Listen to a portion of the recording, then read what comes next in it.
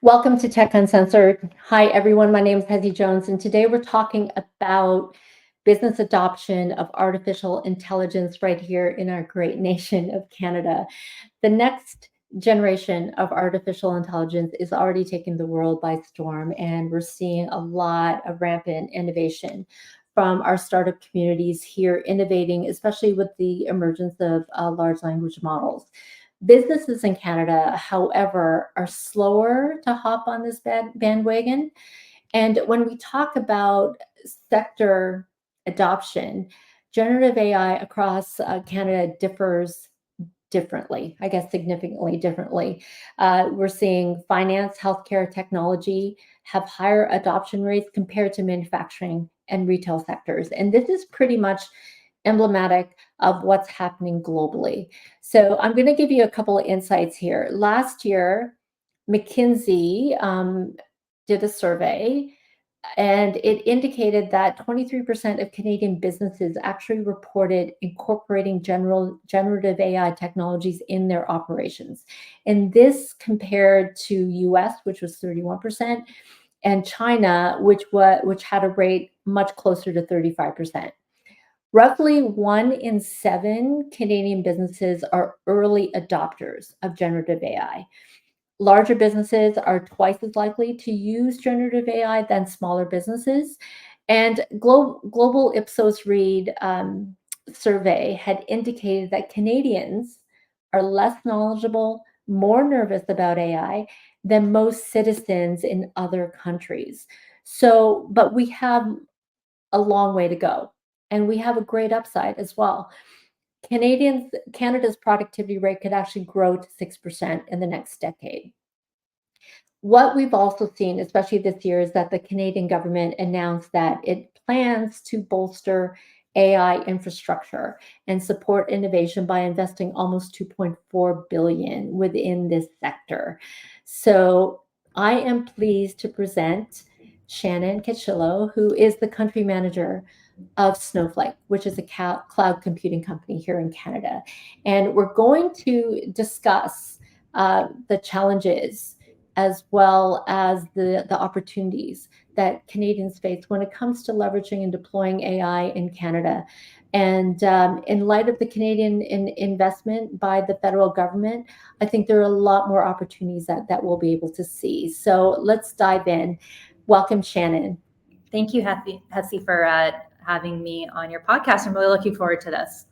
Me too. Okay, so tell me a little bit about Snowflake, because I think companies like yours are going to become much more relevant, especially in the coming years, given this investment. Yeah, absolutely. So Snowflake makes enterprise AI easy, efficient, and trusted. So the world's largest companies, thousands across the globe, use Snowflake's AI data cloud to share data, build application, and really power their business with AI. So I have the great privilege of being Snowflake's country leader here in Canada. We first landed in Canada around 2022. And actually, Toronto is one of 5 engineering hubs for Snowflake globally. And back in April 2024, we announced a bigger office here in Toronto where we expanded. And it's really a significant move for us to continue to support our strategic growth here in Canada market. And of course, our growing headcount here at Snowflake Canada. It's so great to see companies such as yours in Canada, because like I'm starting to see the ecosystem, especially for AI develop, and I'm really heartened to think that companies such as yours are going to enable a lot more startup adoption because of the services that you provide. So let's talk about the ecosystem in general. Investor spending is down this year, and for startups, it's not necessarily a good thing. But overall, also in Canada, we're seeing that 3 in 4 Canadian businesses have not even considered looking at generative AI within their operations. From my perspective, and I've seen this for many years, that there is this overall risk aversion that plagues the Canadian ecosystem. And startups are going to the US to build their businesses. So from your perspective, compared to the US, how much of this is cultural based versus mindset based? So in my role, I am coast to coast. That is what I spend my time doing. And, again, I get the honor of speaking to the largest companies in Canada down to startups, just, figuring out their go-to-market and their product strategy. And there's a lot of excitement, a lot of innovation when it comes to AI. And again, I talk a lot to my US peers, and I don't feel at all like Canada and what we are deploying is behind. Actually, like I really believe that we are ahead. However, in saying that, I do believe Canada is taking more of a crawl, walk, run approach, basically to test the value of AI, which is smart, and really using that to generate business value, get insights, and then deploy AI at a larger scale. So for example, one of our clients here in Canada, really phenomenal, innovative company, Element Fleet, right in our backyard here in Toronto. Like they're at the forefront of AI. They're using Document AI, one of our features, where they can sift through thousands of documents instantly to find needle in the haystack answers to questions that they have. And regard to startups, it is a flourishing market, especially for us here in Canada at Snowflake. We're seeing a number of startups really looking at AI. We have a really incredible native apps marketplace where we're seeing a lot of companies, start their company as a native app where they can deploy directly on the Snowflake data AI platform and launch their app directly within our client's environment. So I'm seeing a lot of innovation. As you know, Hesse, like we have the best talent globally. Our education system is world-class. We're just seeing, as I said before, a more conscientious approach to how we're looking at AI. But there's a recent study out of IBM, the global AI adoption, and actually Canada saw an uptick in enterprise deploying AI from 34% in April 2023 to 37% in November 2023. So early adopters are leading the way. And I think we're going to see a lot more innovation up here in the Great White North as we continue to proceed. And again, I'm just so fortunate and lucky. I get to be at the forefront of that and witness these amazing use cases our clients are able to deploy. Thank you. So as someone who actually speaks to a lot of the C-suites in the larger organizations, can you give some insights into what their challenges are when it comes to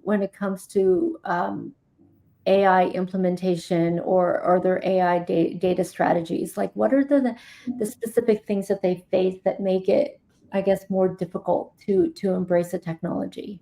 Yeah. So, AI is opening up just such enormous possibilities.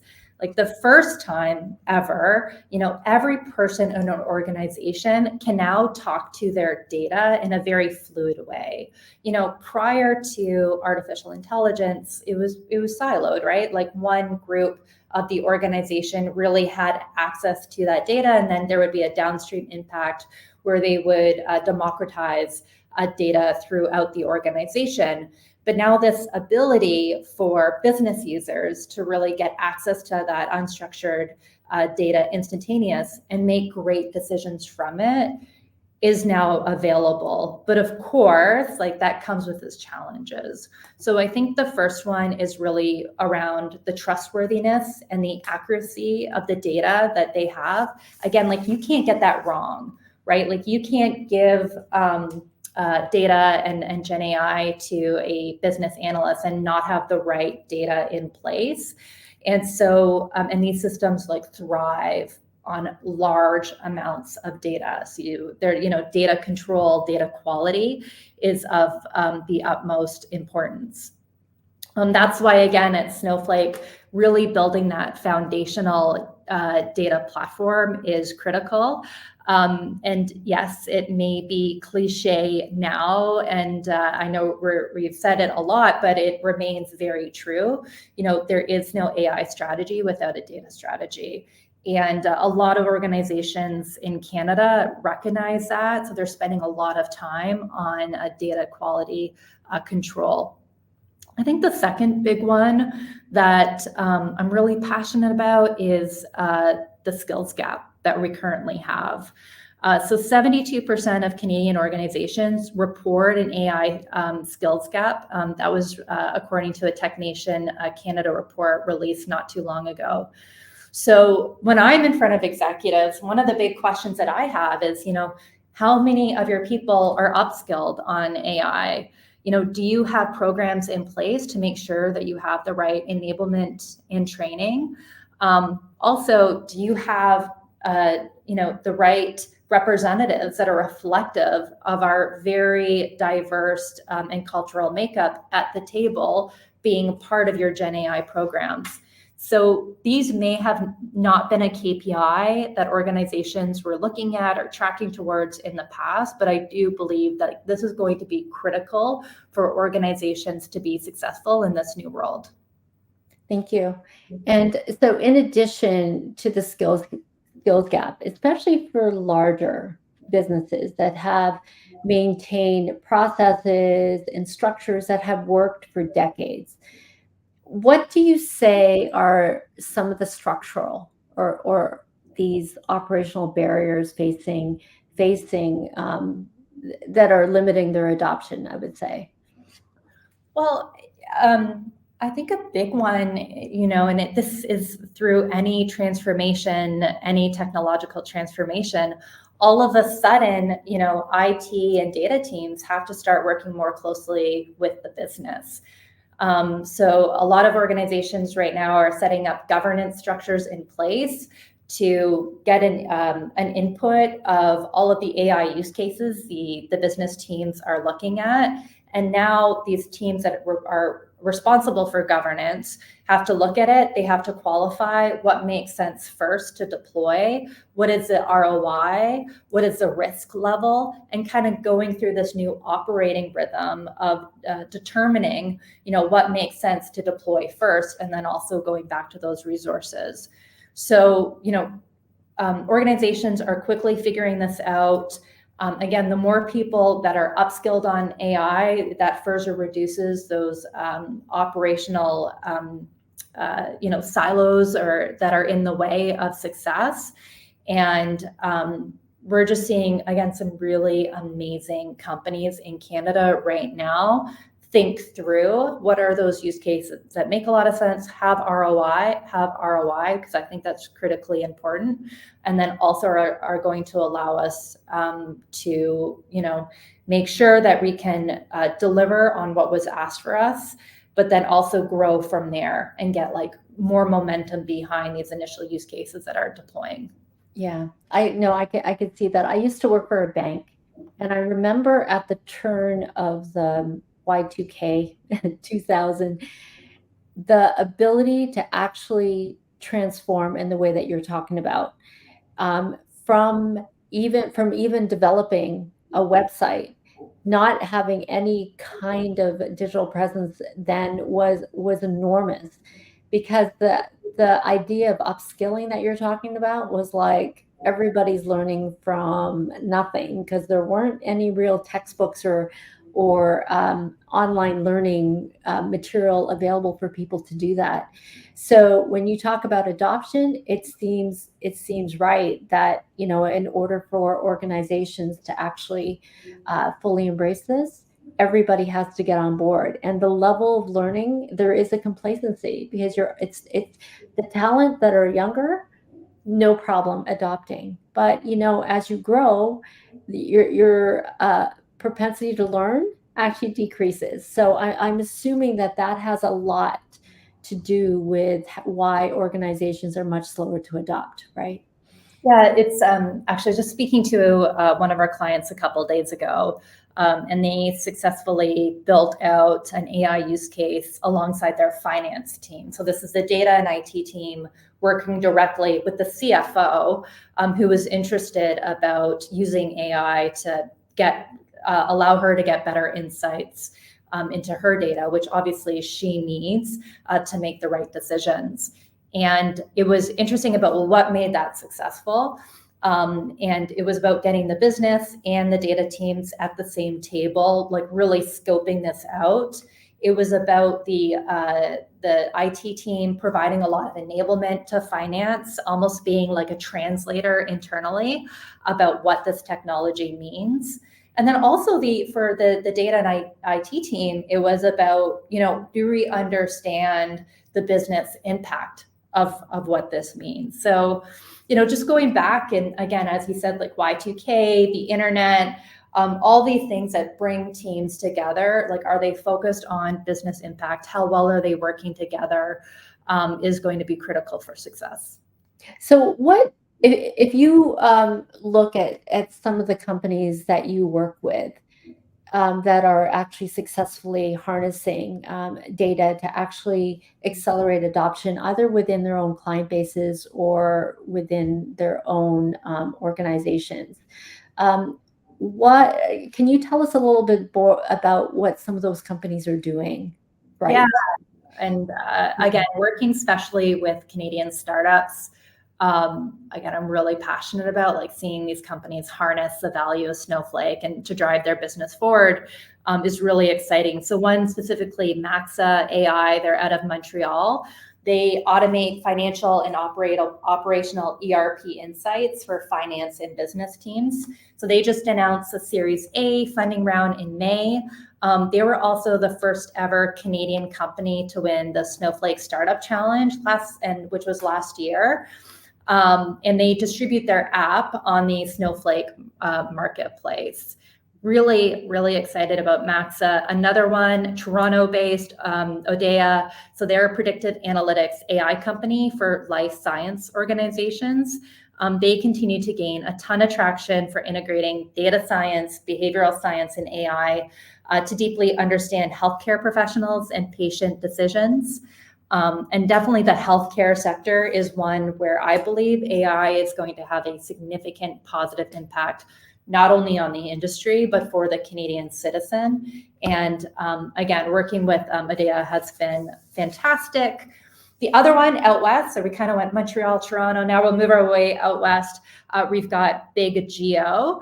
So they're a leading geospatial intelligence platform, which makes crunching like vast amounts of geospatial data less resource consuming, so organizations can make quick and actionable decisions. And they came in the top 3 for our startup challenge back at our summit here in 2024. I was just out with my CEO a couple of weeks ago. Really great to see what they're doing. Not only in the oil and gas space, which we know makes up a large part of our TAM or our GDP here in Canada, but also retail, they're working really closely with as well. Okay, so when you talk about these companies, what are the common things that they have, the traits that make them much more, I guess, embracing of the technology, and actually I'm assuming it's also cultural, that they're excited to be able to incorporate some of this stuff as they grow. Yeah, so the first pillar is data diversity, right? As I mentioned before, AI thrives on large amounts of data, and not only data which is in the walls of the organization, but third-party sets as well. So organizations that understand the value of that, organizations that are leveraging like the Snowflake marketplace, for instance, to have third-party data sets within their environment is critically important. The second are those organizations that understand data security. So having the right organizational governance in place is super key. That's a big trait that I'm seeing, those organizations that are really thinking ahead. And going back to my comment about having a process where they can also go through like the risk of the different use cases, the value on how they choose use cases, and then also the right people in place to make that happen. And then the third one is data literacy. Those organizations that have really prioritized upskilling within the organizations, and they have representative from all backgrounds and the business at the table. Those are the three big traits that I'm seeing right now that is going to make an organization successful in this new world. And again, there's just a number of Canadian organizations that are just incredibly innovative. And I had our CEO in Canada about not too long ago, and he did a tour all the way from Calgary and Montreal, and he too commented the entire time, like, wow, it's just amazing to see this country in Canada and all the innovation witnessing across our clients. You're starting to influence me a little bit, I think. I'm not as negative on in the background watching. I wish you were, a fly on the wall in these meetings, because like the talent, the passion, and the people really leaning in. I also think Canadians are so special because we also see how Gen AI is going to help the Canadian citizen at large. And that definitely comes through as well in a lot of these meetings and conversations that I'm having. I'm actually quite excited to see that come through, especially because we have one of the most stringent privacy laws in Canada. And knowing that that is not going to constrain innovation, but can work alongside of the stuff that's already being developed is quite amazing. Because if we can do it, then we can become much more, I would say, effective than even the US, which has a much more, I would say, fragmented privacy legislation base. So I wanted to ask your opinion about the Canadian government and their recent funding for the AI sector, because they want to address some of the skills gap and some of the other infrastructure gaps when it comes to AI adoption. What's your view on how they're spending, why they're spending this money here in Canada at this point in time? It's an incredibly important step to help enable Canadian businesses, leaders, and our workforce to accelerate AI adoption. I personally am looking very forward to Canada's continued commitment to building and empowering our AI economy. I think it's wonderful. I'm looking forward to it as well. I think this is the one area, infrastructure-wise, that we definitely need help with, and even for startup companies who need to be able to afford just the compute costs alone. This is going to be a tremendous boost to them. So for you, I want to ask one last question about Canada, and you're so bullish on not only Canadians but also what's in store for our country in the next 10 years. What are you most excited about when we talk about the future of data and AI powered businesses in Canada? Absolutely. So when you look back at all the revolutions in human history, agricultural, industrial, internet, like true adoption happens once things become easy and when things go from the hands of the chosen few to the hands of many. So when I think about AI democratization and how do we enable the power of AI to all of our masses, like that is the future. There's just so much goodness. I think about people's access to education, from, maybe a teenager in northern Canada and Nunavut now has the same ability to learn how to code that, a teenager living right here in downtown Toronto. I think about all the advances in healthcare that can be made in really important research initiatives that can come about from Gen AI. So, I am just extremely excited about generative AI. And again, I am privileged that I get to be at the forefront. I get to be in these meeting rooms with top leaders across Canada and get access to see that the things that are happening. And it's mind blowing. It truly is. And the innovation and the talent that's coming out of this. So I think we're just scratching the surface about what can happen. But definitely, the era of enterprise AI is here, and the power that is going to unlock and the value that is going to unlock is, again, like we're just scratching the surface. And I think we're going to see a lot more value, big impact in the very short term. So I'm almost convinced in your crawl, walk, runs opinion that this is how Canadians adopt new things, and I'm starting to believe that, because we have built a culture of innovation, but it's very pragmatic in a way, which is the reason why we have stringent regulation. Which is why there is a certain level of risk tolerance within our mindset and within our culture, and why we're cautious. But as you say, I think, especially when it comes to FOMO, we have to think about the fact that the world is moving, is progressing, and that we have to instill some level of experimentation within our own culture while being pragmatic to make sure that we have the controls in place to actually foster that trust in the systems that we're actually building. So I'm glad that the Canadian government is actually investing the money that they are in our infrastructure, because now it means that Canadians and Canada as a country remains at least relevant in the world stage. So that's great. Thank you so much, Shannon, for coming today. This is an important topic, and I know we want Canada to succeed within the technological space. There is an AI race that seems to be between the two of the largest technology companies in the world, but I think we're still in it because we do have the talent, we do have the infrastructure, we have the mindset to be able to make this work. So thank you for coming. Thank you for having me. I've really enjoyed this.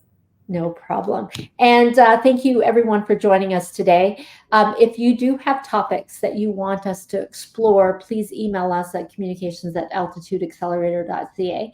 We are so grateful for your time. Tech Uncensored is powered and produced by Altitude Accelerator. We're hosted on Spotify, and you can find us wherever you get your podcasts. So until next time, everyone, have fun and stay safe.